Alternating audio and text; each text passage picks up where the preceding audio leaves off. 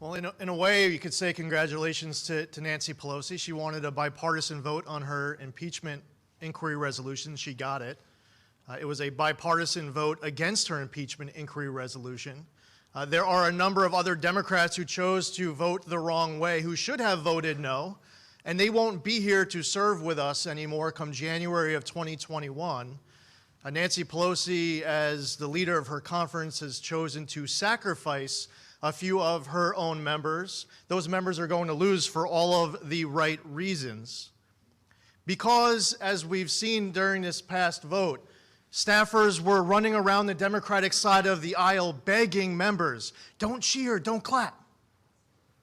The eagerness, the happiness that Democrats have and their enraged liberal activist base at home has to rip the country in half.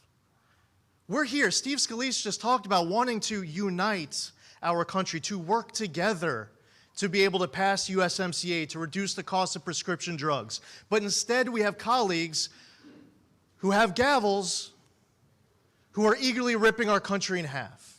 We've been saying for weeks that not only should there have been a vote to launch an impeachment inquiry, but that vote should ensure that the transcripts are released, ensure that Republicans are able to call witnesses, that there should be an equal allocation of staffing, that the President's counsel should be present at these hearings in order to cross-examine witnesses and present evidence.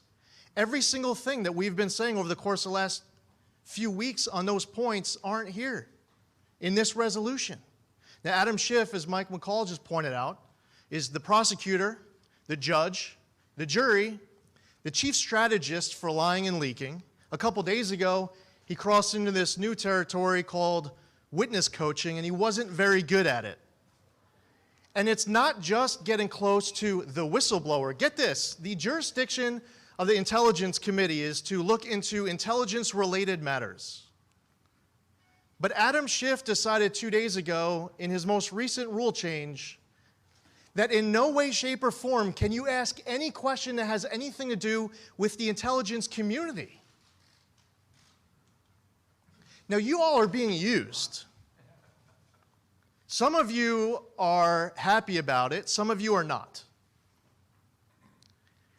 But many of you are reporting 0% of the story. There was one story that came out yesterday in Politico that was filled with falsehoods. Just somebody lied to you. I watched CNN last night and I saw a host, one allegation after another, say stuff that just was not true. Your sources, those Dems in that bunker, are trying to create a narrative because Adam Schiff aspires to write the world's greatest parody. And I'll tell you what, right now as we're here, 2 floors below us, in the bunker, Adam Schiff's bunker in the Capitol basement, Adam Schiff is tearing up his parody. He's going to have to rewrite it. Why is that? Well, we can't talk about, they say, the substance of the depositions, but I'll tell you, isn't it kind of curious that you don't know what's going on today with Tim Morrison in his deposition? Why is it that you don't have the information, the opening statements? He was Alex Vinneman's boss. On the substance, as Jim Jordan just pointed out, the Ukraine aid was not even known to be held up by Ukraine. They did not say anything to us until just before it was released. And then it was released. And as Jim Jordan pointed out, guess what Ukraine had to do in order to get that hold released? Nothing. Now, Adam Schiff needs to release all of the transcripts right now. Yes. On behalf